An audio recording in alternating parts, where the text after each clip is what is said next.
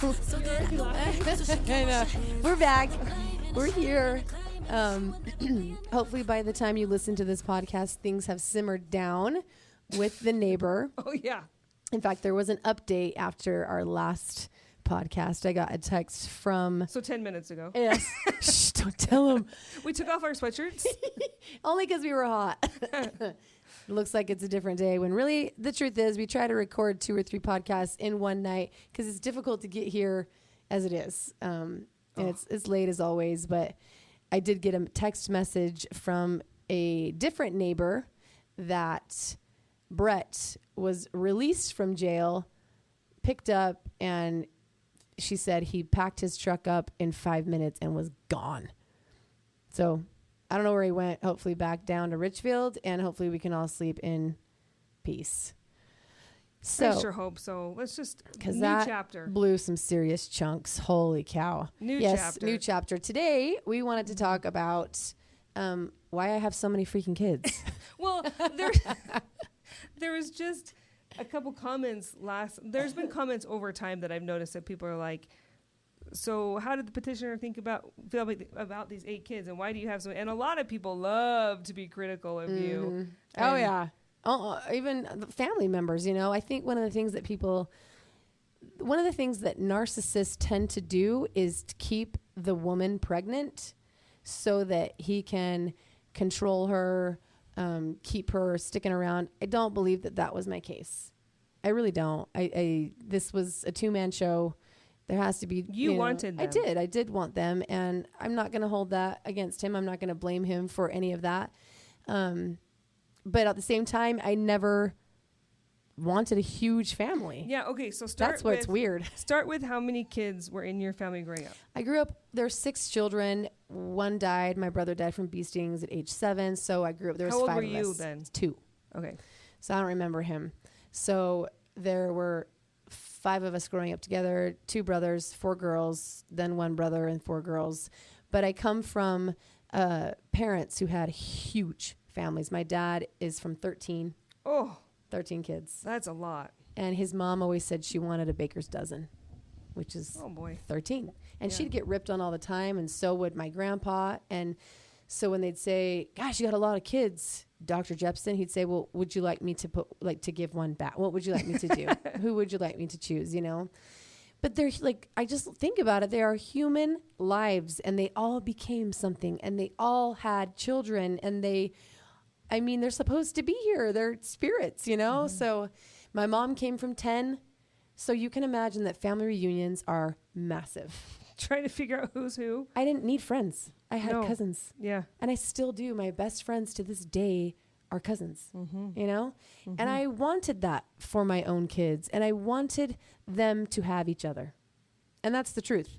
I wanted them to have each other. The plan was not to have 8, because that's a lot. But there's a lot of things at play here. I had good pregnancies. And I'm so sorry I'm about to say this, because I know some of you are going to just throw your phones or whatever it is you're listening to, but I never got nauseous.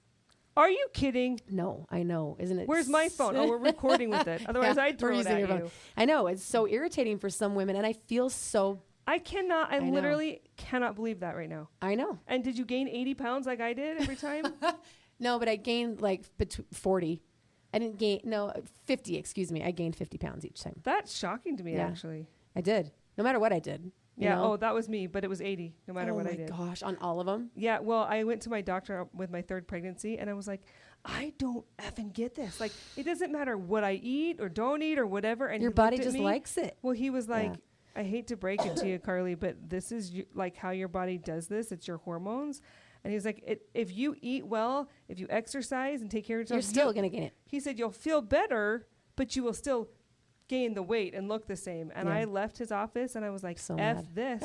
I drove straight to Burger King and bought myself a Whopper. And I was like, if I'm going to be fat, I'm going to be fat and happy. Yes. I was like totally over it. But see, my story and your story are opposites. So you're gaining 80 pounds while barfing. Oh yeah. And I have a condition where my esophagus is teeny tiny. So it's you had heartburn. But it's like throwing up through like a coffee straw. Oh my gosh. Are so you serious? It's like painful coming out my nose. It's the worst. I would do almost anything to not throw up. It is the worst thing on the planet, and I loathe it. And so if you look at my family and your family, I have literally half as many children, but I did it in how many years are you? I had 8 kids in 11 years. I had 4 kids in 14 years. And all with the same dad. But I mean, we stayed married. It was all, happy and planned and whatever, but I did have that miscarriage in there. Yeah. So 5 pregnancies, but it was because I was miserable. But you were probably a much better mother too. Oh, I have more patient. No. Yeah, you can't tell me otherwise. 14 years, a good span between each of them. You were more patient. You had more help. I'm not like discrediting you, but like you were probably a more loving mom. Well, after having my first baby, I was like, I don't know how I could ever do that with a toddler. Like, how do you be pregnant with a toddler? Like, I didn't understand. But then we had like a few plot twists in our life, and we changed it. We left. The short story is we left med school. And lived with my parents until we decided what James wanted to do, And so while we lived with my parents, we thought that was a great time to have our second. So we did. And it was fantastic because my mom was cooking and cleaning and doing other things. And I was just barfing on the couch, So my kid was taken care of. My husband was taken care of. But then by the time I had my third, it was, my third was the one that I miscarried. So really my fourth. But my third living child, they're 6 years apart between my second and my third.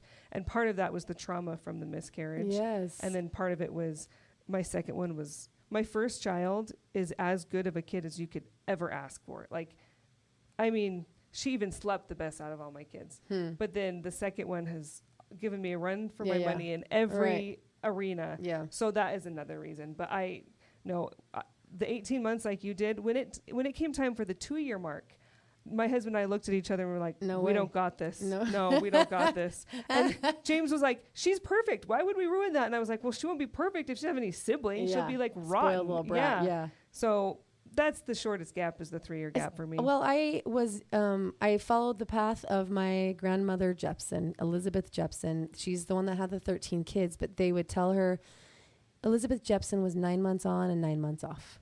Oh, you're kidding. And that's basically what I did. And it wasn't on purpose. I didn't even know that until after I had done it. And they're like, oh, you're just like Elizabeth Jeppson, 9 months on and 9 months off. And that's exactly what I was. As soon as I was done, I nursed each baby for 9 months. Wow. And then got pregnant.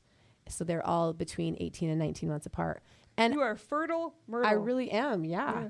And my OBGYN would say, oh, well, you are just meant to have babies. And I was like, ugh. I don't know if I like the sound of that. Like my body's meant for it. But you must have had decent deliveries too. I did. I mean, okay. I wasn't puking and I didn't get nauseous. I didn't really have aversions. I just craved everything. I wanted to eat everything, But I did get swine flu. What? On baby number 1. I did have a kidney stone on like baby number 3. I got horrible bronchitis with baby number 2. Was your immune system just down when you were pregnant? Yeah, yeah. I don't know, but swine flu. It was like the leading up to COVID. So swine flu was big in 2008 and 2009. Really? Yeah, the pig flu. Okay. I had that, and that's when they were prescribing Tamiflu like crazy. But I got it too late. You had to take Tamiflu within like the first 48 hours. I never dealt with that. I had my first one until 2007. Yeah. Oh, so I think you had it before. Or had her before. Mm-hmm. So, and then I had, this is on the vlog, nosebleeds, that with one kid where I was shoving tampons up my nostrils. Do the wrestlers do that? Oh yeah, that makes sense when they get bloody noses, but they wouldn't stop. And then if it wasn't plugged in, if it was in, my nose was blocked, it was going down my throat. Oh. So then I'm like drinking Nasty. blood, and I had to go to the ER and get my nose cauterized and get cocaine. What? They full on, because it's a drug, right? It was a medicinal purpose. He put cocaine up my nose to stop the bleeding. Crazy, huh? It's like this super small dose, but like that's how they stop the bleeding. In fact, they asked me if I was doing drugs because I have no septum either. What? Yep. Fun fact, I can take a noodle and go like this to my nose, like dental floss, and put it through like a bullhorn. I can't have a bullhorn because I have no wall right here. What? Bull ring.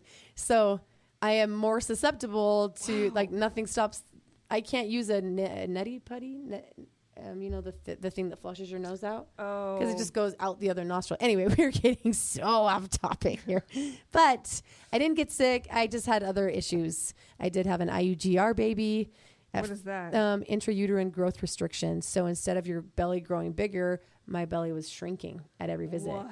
So she induced me. She's like, "You're having a baby today." And I was like, "What?" And I had no amniotic fluid. That was my last one. Really? Mm-hmm. So they give you the non-stress test, which I love those because you just get to lay there. Mm-hmm. But they induced India. So she came out as a only 2 days early. Oh. Okay. So she was 40 weeks, but she was 5 pounds.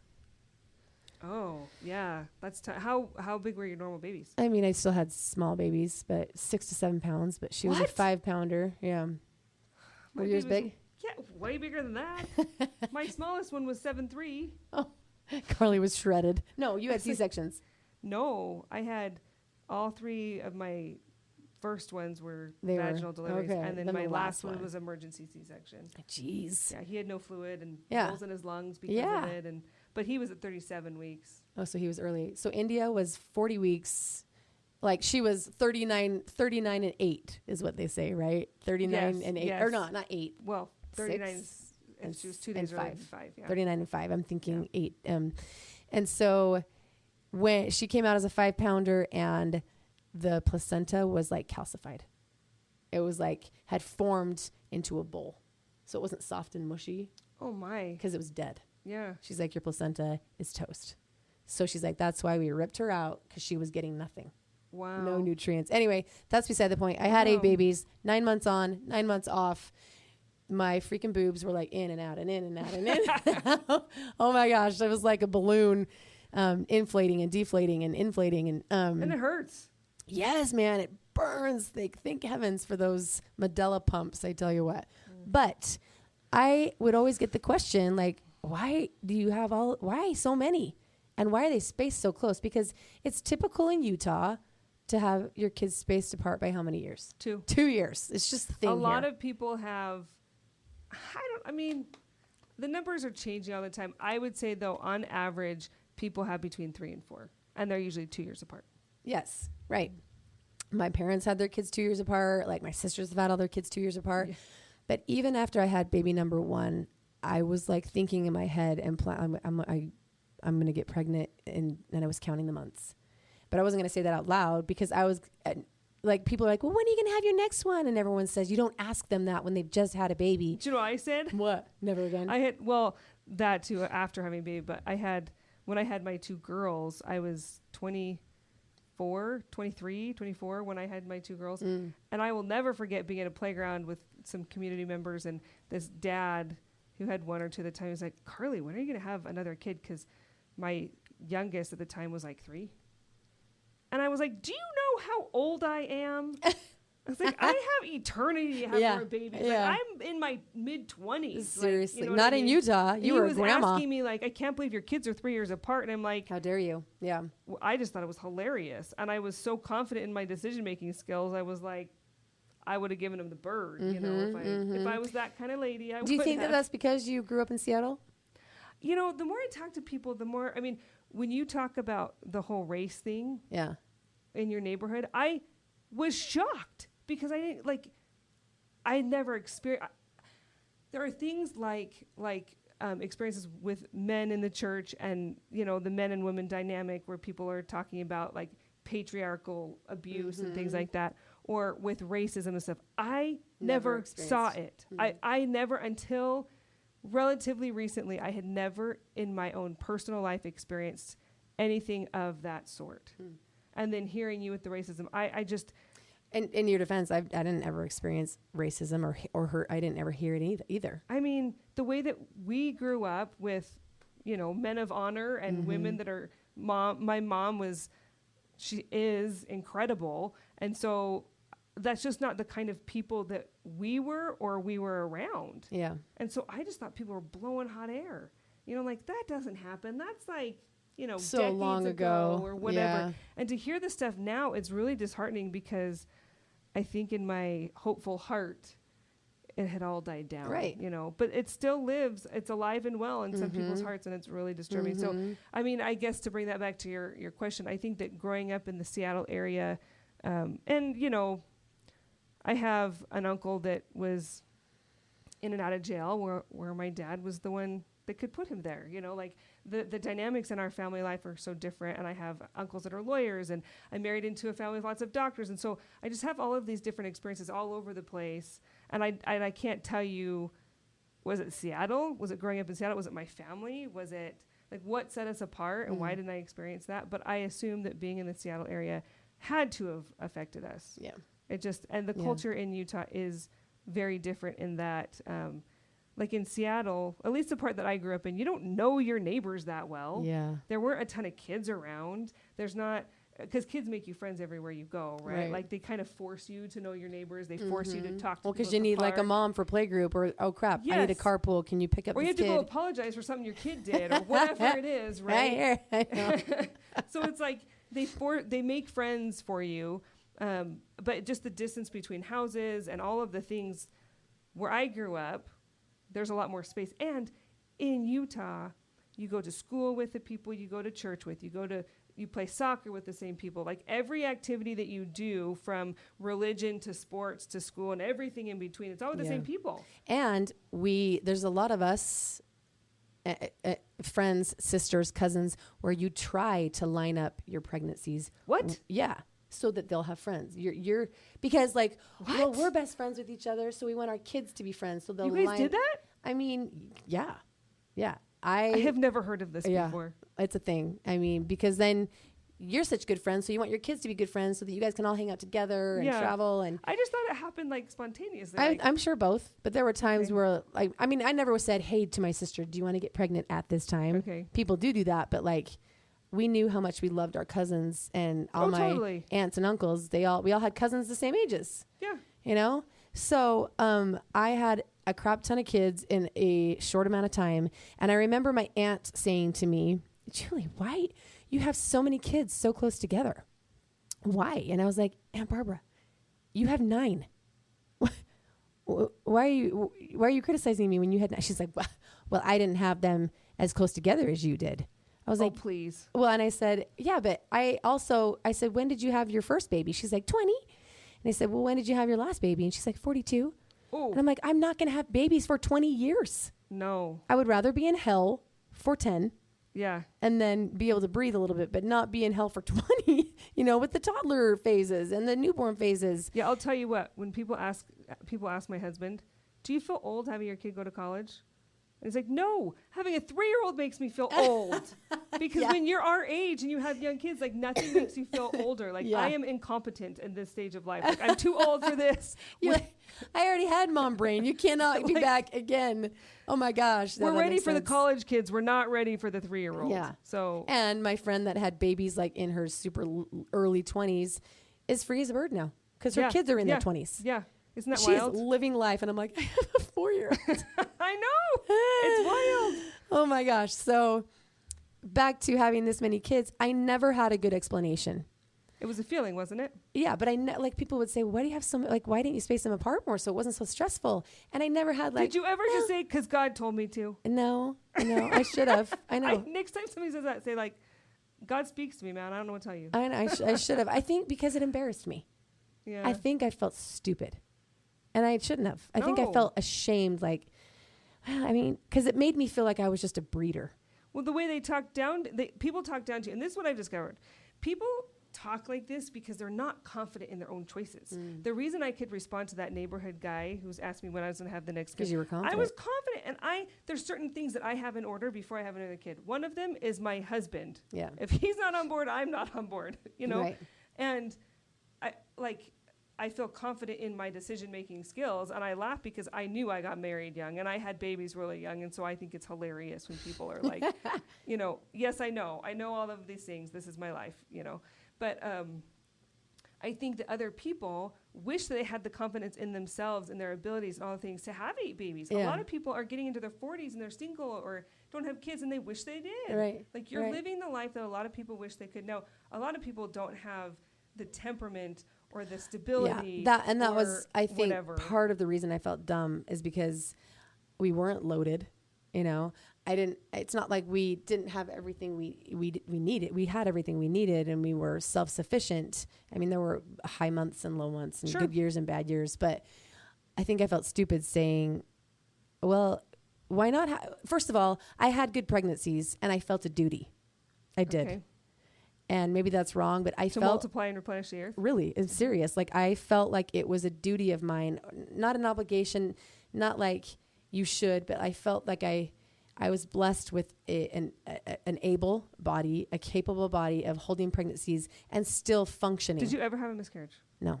8 pregnancies, no miscarriage. And my water never broke. Wow. That thing had to be popped every time. You really were I got membranes of steel, baby. So. But that is really, truly incredible. Yeah. I don't know. Actually, I have a little sister that had similar experience. Like really? Easy pregnancies, easy deliveries. Yeah. She stopped it too, but she's always been like, I know everybody's mad at me. I should have had more because. Yeah. And I did. But I didn't want to say that either. Oh, I feel a duty because I have good pregnancies, because they're like, oh, what? So you're just going to keep making more? So that was part of it. But I kept having these urges. I mean, I can say urges. I can say promptings. Yeah. They were promptings. I don't think I thought that then. Strong feelings. Yeah. But I didn't attribute it to the Spirit because it felt kind of stupid. Like, well, I'm married to a musician and we're biracial and we don't have a ton of money and you're going to have another kid. Well, that's a lot of pressure on him, Julie. Like, what are you doing? You're just it's making it more difficult for him. Well, as though it didn't take him. Like, he wasn't on board. Come on. I know. So I didn't want to get into it. And I would just say, I don't know. Well, yeah, no, you don't want to talk about it. I mean, because, all these deep thoughts. It's like yelling with your neighbor, though. What are you going to get out of it? Right. So I just say, I don't know. You don't owe anybody. So I would just say, I just can't keep my pants on, okay? I would full on say that just to get out of the situation. I like sex, okay? I would say those things just to get them to And I don't know how babies are made. Oh, yes, those comments. You know how babies are made, right?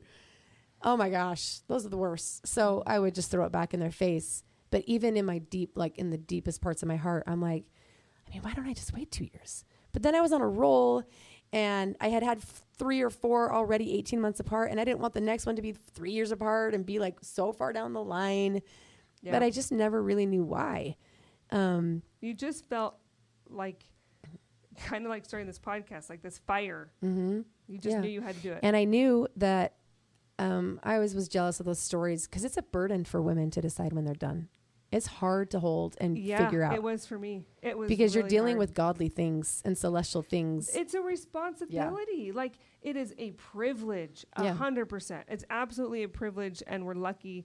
And I heard somebody once say that, like, the closest thing you can do to being like our Heavenly Father is having babies. Like, that is as godly as you can procreate, be in this life, baby. Right? Yeah. It is not to be made light of or trampled on or whatever. So it is a big deal, and it's a huge responsibility. And I was somebody that always gravitated towards babies. I love babies. I still do. And it was really hard for me to decide when to have more. And you're always teetering, like, should I have one more? Shouldn't I? And it's hard to hold, like, to distinguish, like, do I do this or do I not? You can go either way for hours. It's so much of your identity, I think. And there's that responsibility, and there's also the joy. And then you balance it out with the struggle. Right. The physical, but at the end of the day, I don't know that I've ever heard someone say that they regret having that last one.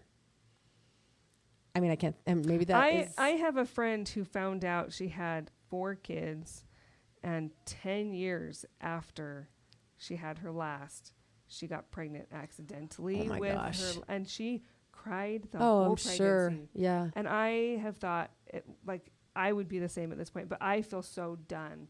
I feel like... but when that baby came, and 5 years after, she's not going to be...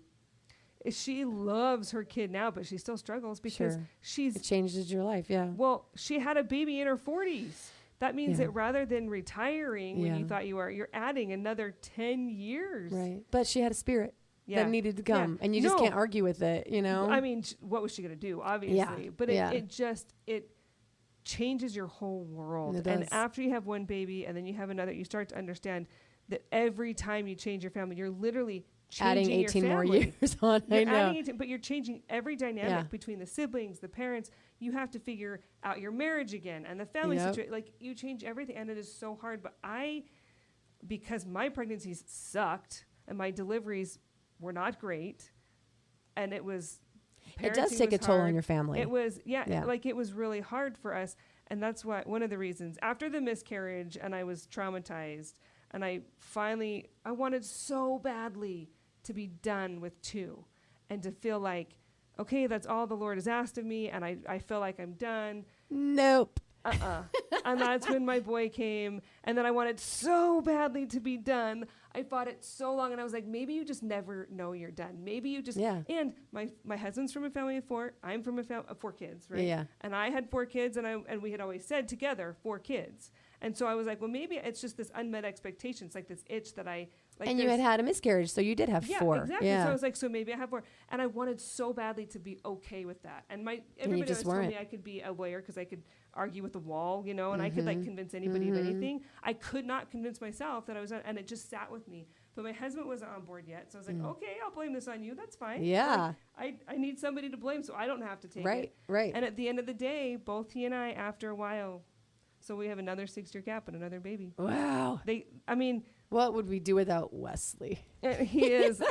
We say he's the best of us, and he's just the sweetest little thing. He is so cute. But he is, they're a handful, man. I can't even tell you what kind, That's part of the reason we're podcasting so late, because we got to get these fetchers to bed. Gosh. I put them to bed before I came. So yeah. But no, having babies is a hard thing. And all of our babies, having talked to you before, they were all promptings. We knew with each one of our kids that they needed to be here. Yeah. You just acted way faster than I did. Heavenly Father's like, I'll tell her, and I'll give her a decade, and I'll tell you, and I know you'll respond quickly. Well, I did have a dream. And like I said, I always got jealous of the women. Like, I just knew I was done. And I'm like, ugh. I know I was jealous too. I hate that. Yeah. I was like, I want that. Because it's not some bolt of lightning. Like, yes. Oh, you're finished. I didn't want to make the decision. And then I hated when people would say, I just knew there was another one up there, another spirit. And I was like, why am I not getting that? Uh-huh. But I did have a dream that I was holding a baby girl with brown hair. Obviously, it was brown. But I saw myself holding her, and I named her Naoma in my dream. Really? Yeah. So Kenya comes along. I know I need to have another baby because I'm in the hospital with Kenya. And I'm like, oh, I got to have another one because I was dreaming of Naoma. And then number 7 is a boy. And I was like, oh, damn you. I was like, oh, no. So I knew I had to have another one. And I was discouraged because that's a lot of, my body was wrecked. Yeah. Yeah. So... And Alex was on board, and he even wanted more after that. And I'll hand that to him because I do believe we were blessed with each baby. Uh-huh. I truly will go to my grave saying that the Lord blessed us. It's not like we were worse off with baby number 7 than we were with baby number 3. Like I said, highs and lows every year, but like I do think that our lives, we were blessed for having these children. So number 8 comes along. Okay. So I have 8 kids, age like maybe Adana's 11 or 12, and I have a newborn.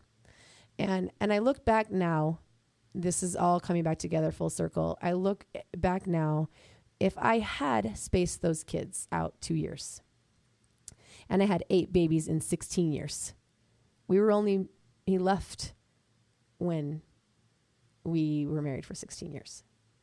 I would not have had like the last 3, because 16 years, but I was married for 2 years before I had a baby. Right. So that was, I wouldn't have had the last 3. And so it's like Heavenly Father always knew that this was going to happen. He knew the end from the beginning and the beginning from the end. He knew that he needed to instill through the Spirit, like, Julie, go again. No matter if you look like a fool and you look like a breeder and that you just have kids that you can't afford, do it. Get the spirits here before he leaves. And it has brought me peace, at least. And for the question I could never answer. No. That's but now okay, so there's a few things. One, acting without knowing why is important, and having the relationship with the Spirit to know that you can trust him, right? Yeah. He's telling you, You're going to do what he asked you to do, and sometimes you find out why and sometimes you don't. But the other thing that I have thought a lot about, because Julie has said, I think even in the last podcast, well, last time we recorded, how you talked about how sometimes you feel like the kids would be better off in somebody else's home. I did. Because everyone's like, well, you got the best parts of him and you got, those 8 kids. And then I just say, yeah, but those 8 kids could have gone to a home with 2 loving parents that are stable. Right. But the thing is, God knew what was going to happen, and he told you to have them anyway, which to me, as I think about it, is so full of hope and joy, because the Lord knows you and knows your heart and knows your capacity. And he said, I know that Julie has the capacity to love these 8 children. And I know that Julie is so capable that they're going to go through this trauma and she's going to make sure they're okay. Like, to have that kind of confidence in you, and the confidence, he didn't have that confidence in me. He did not tell me to do that, because I probably would have told him no. But tell Julie to have these babies, and Julie's going to do it. And she's going to raise them. I have considered surrogacy, by the way, because my pregnancies were good. And I will say that, I'm losing my train of thought. Oh, Leah Moses, whose son Ohm died. He was murdered by his dad. Leah is my good friend. And when I was going through all of this mess with litigation and the petitioner and all the things, she wrote me a letter, and she just said, Julie, or she called me. She said, because I was just like, this is hopeless. I'm now the mom and the dad and the nurturer and the provider. And she's like, God did not send you to this earth and those 8 souls to you to fail. Right. He did not send you there to fail. This is all going the way it's supposed to go. I'm sure Heavenly Father wanted him to stay, but like you said, I like to think that it was his best shot. And when he took off, you think he's going to let you fail along with it? Like, no, he's going to do what you taught me is compensatory blessings. And he's going to make, he's going to turn it into something beautiful. I'm still waiting for that. There's been beautiful moments, but at least it helped me.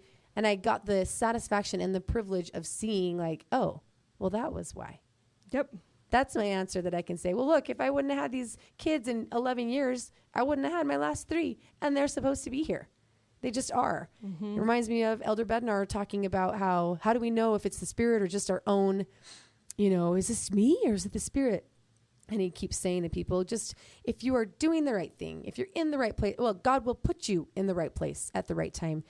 Because we all expect to be like, well, the Spirit's telling me. You don't half the time know when it's telling you. Well, his point is, we know what's right and wrong. Yeah. You know in your gut with the Spirit, by learning, we all know, however you want to describe it, you know right from wrong. And his thing is, be a good little girl, be a good little boy. And I think when he said that, he was talking to missionaries, which made it funny. But, do what is right and follow through, and you'll see whether it's pretty quick or 5 or 10 years down the road, you look back and you can see the hand of the Lord in it, like you and your babies, right? Like, so many of us question, is this a good thought that came from me, or is this a good thought that came from God? And Bednar's like, doesn't matter? Yeah. Like, just do it. And because all good things come from God, right? Yep. And so if we're doing good things, you're going to see the fallout through it. He will place you or place people into your life. Yep. And I've seen that happen. I remember sobbing downstairs when I had received a text from the petitioner telling me some things, and I just broke down in tears and was pleading for the Lord.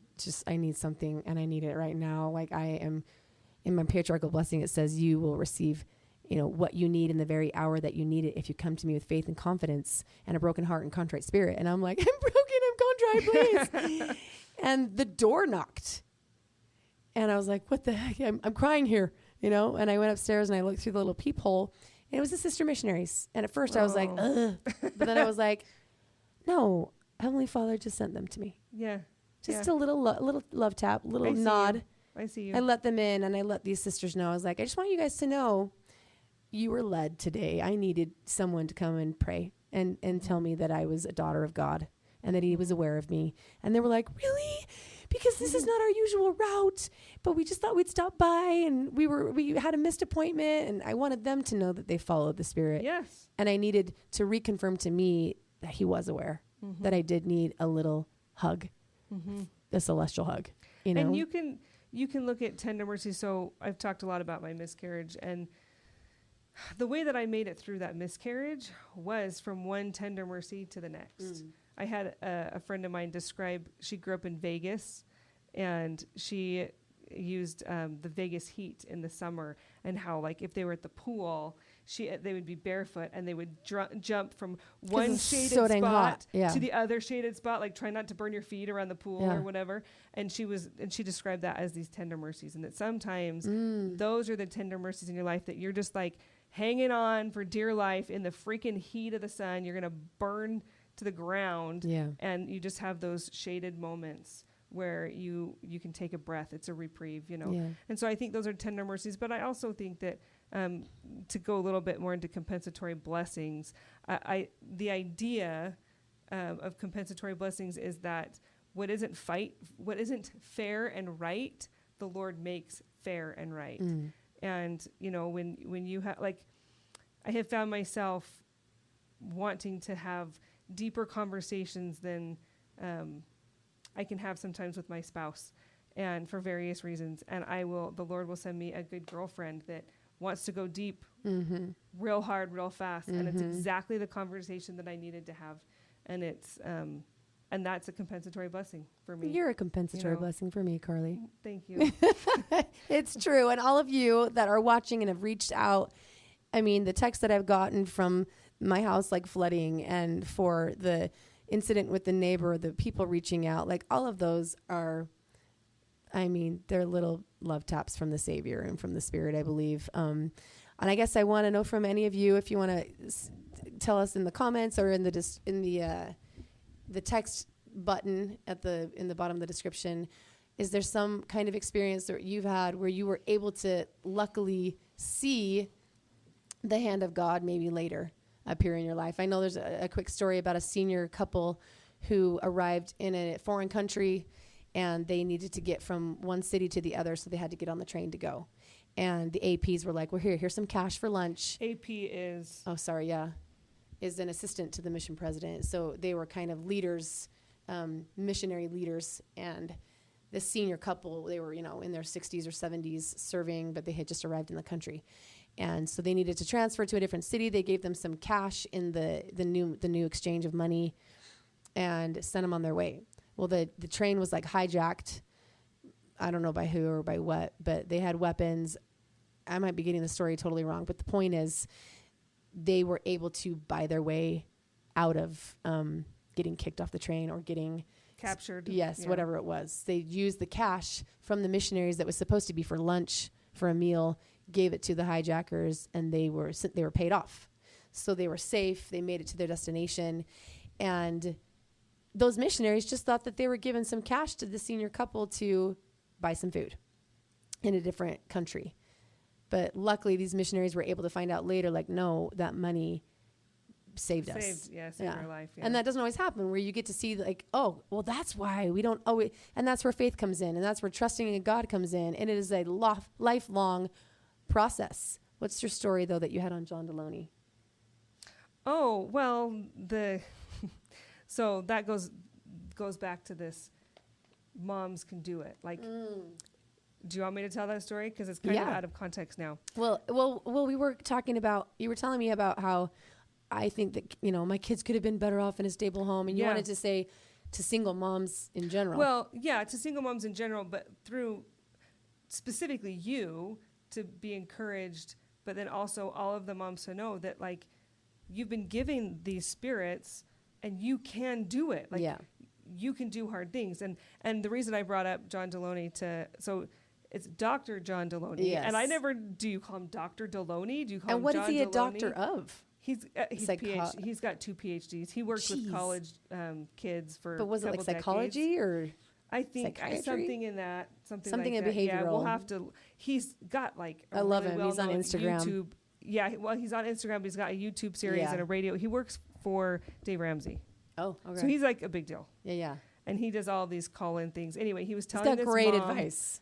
Incredible advice. Yeah, and he's got 5 years of content, so you'll never be bored if you look up Dr. John Deloney.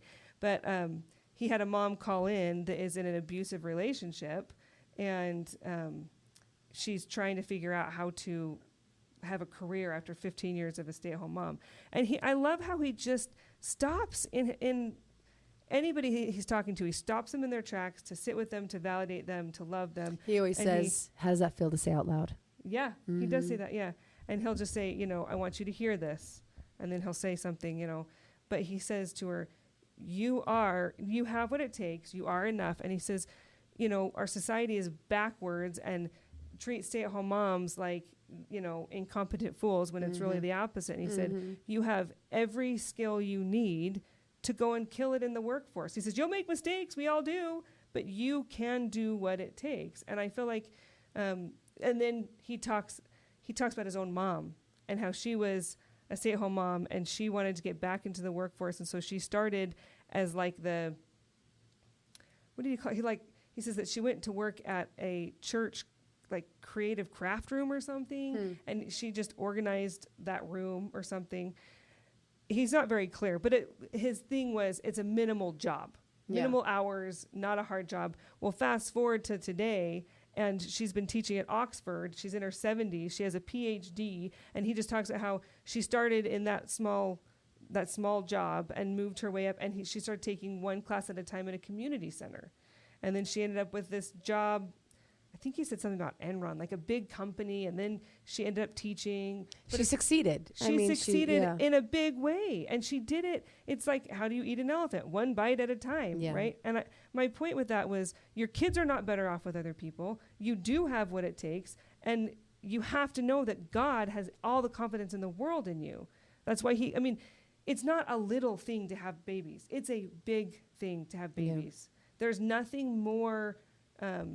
there's no greater purpose in this world than to raise children. Yeah. I believe. Yeah. Right? And so if God trusts you with those spirits and you've raised however many kids to however many, like to whatever point you're at, you're competent and capable. And I think it gets hard for me to watch women feel like, they call in all the time to Dr. Deloney saying, I don't know how to do this. I don't know how to be on my own. I don't know how to raise these kids. And I've watched you. It's hard. The scrappiness, the creativity, all of the things that go into it. You have no freaking clue what goes into being a single mom until you're there. Yeah. It is so hard. But his point is, so what? Yeah. You can do hard things. And that's it. It's like, a lot of people come from these situations where they've been abused. Yeah. I was raised by a dad who literally told me I could do anything I wanted to do. You name it, you can do it. That I just felt like I was the prettiest, most capable person on the planet. Unstoppable. Yes. Yeah. My dad made me feel unfreaking stoppable. And I have a mom who is unstoppable. Yeah. And so that's my reality. But a lot of these women, they are not, whether or not they're raised in it, they're married to something that tells them otherwise. And I think it's so important that women know that it's actually the opposite. They can do anything. I hope you guys are all hearing this, especially for you moms out there and for you single married moms, that we're not here just to be mothers. Is it a role? It's not all that we are. It's a role. It's a responsibility when we become mothers. But at the same time, it is, even if it is all that you are, the point is not whether or not you're a stay-at-home mom or you're working. They are so important. But you're valuable and capable no matter where you find yourself. A lot of people... 1 kid or 10 kids. Or no kids. A lot of people say, I don't want to have kids because I don't have what it takes to raise kids. A lot of people nowadays, our birth rate is quickly declining. And part of it is because people don't want to have kids anymore. It is... So I think we have to be careful when we say we're only a mom. No, being a mom is a big freaking deal. Yeah. And I'm so grateful to have done it. But on the other hand, if I was in a situation where I needed to be a provider, I also need to know that I can do that. Yeah, that's what I mean by you're not just a mom. Like, we are mothers And the end principle. Or if it's the other way around, I am a freaking badass CMO or CFO or whatever you want to be, and I can also be a mom. But the hard thing is our society says you can have it all. And the truth is you can have it all, but not at the same time. It's true. Because something has to give. Right. And so what you're feeling is I was a kick-ass stay-at-home mom, and now I feel subpar in both the provider and the mom. And that's where it's hardest. And then, because I'm a failure. Right, exactly. You go from, it's like you're throwing the baby out with the bathwater, right? Exactly. So you have to get to this mentality where, like Dr. Deloney said, you will make mistakes, but you will also succeed. And if you're thrown into this world where you are forced to choose both, I'm very lucky I chose one so far. And so many of us did and just got thrown, a curveball. So now I don't want to say you're not choosing both, because you do have to choose both, because you can choose to do one, and then where are you? Right. You have to get up every morning and still choose to be the provider and the nurturer. But you can do it. I can do it. And you know what? This is why we have conversations with Carley. This is why she's here. I guess the wisdom and I just consume a lot of content. Yeah. I watch a lot of Dr. Deloney.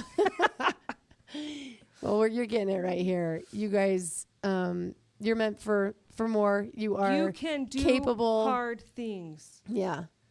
And I think that's one of the things we wanted to portray most in this podcast, is that we can do this. We are powerful women. Yeah. Like, not only are you loved by your Heavenly Father, but he looks down and he says, I know you can do this. I know you've got it. I mean, you have everything that you need. And if you don't have it, you can learn it, or he will send somebody to help you. And just be a good girl.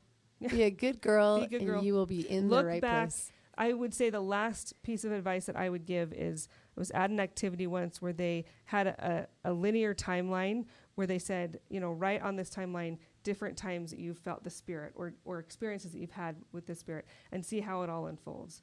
And I would encourage people to look back in the last 5 years, or when you're having kids, and look at it and say, I do see the hand of the Lord. I do see how this was inspired. I do see, just leaving my house tonight, Julie was a little bit more behind than she thought she would be, and I end up leaving, and as I'm leaving my neighborhood, I watch these two nincompoop 14-year-old boys on these electric bikes hit each other, and I think one of them may have a concussion, and I was the first one on the scene, and so I had to stop, and I put my car in the road, so it's dark, and they can't be seen, and one of them's laying on the ground saying, I'm not okay, you know. Anyway, if I hadn't been there in that moment, I really believe that one of them would have been hit, because it's a busy road, and it was at night, and the light that he had on his bike was now on the ground, broken, and all of the things, and I just see, if I look back even an hour or two, it's been several now, the Lord was in that. The Lord knew he could send me out a little bit later. He held you up with the flood in your house. And then I left my house a little later, and I was able, I still called my dad on the way here and said, Dad, did I do it right? Did I mess up? Should I have done this, or should I have done that? Because I still don't know if I did everything right, but I was in the right place at the right time. And I can look back and say, the things that happened today put us there. And that could have been the Lord looking out for these stupid 14-year-old boys who are being idiots. Yeah. And it's happening to us every day. We don't know. You just have to look for it. And look for it. One tender mercy, which is a good reason to journal and document, and I guess look for those. Keep your eye out for the tender mercies. Tender mercies. That's what always gets me through the hardest of times, is looking for the hand of the Lord in my life. Tell us your favorite part of this podcast. What was meaningful for you? Maybe is 50 questions. Minutes too freaking long? We've gotten some people saying it's not long enough, so we're trying to drag this out a little bit for you as we're yawning and head bobbing. But thank you for listening. We'll be back. Yeah, we are getting record downloads. Keep it up. And we will be back next time. Dropping lyrics full of ammunition. So now you know what it means to be gritty. It can be dirty, but you're still so pretty. Now make a pledge and never take no pity. Baby, welcome to the gritty committee. She's a gritty girl and she got gritty plans. So get out the way so she can wash her hands of the blame and the shame and the claim.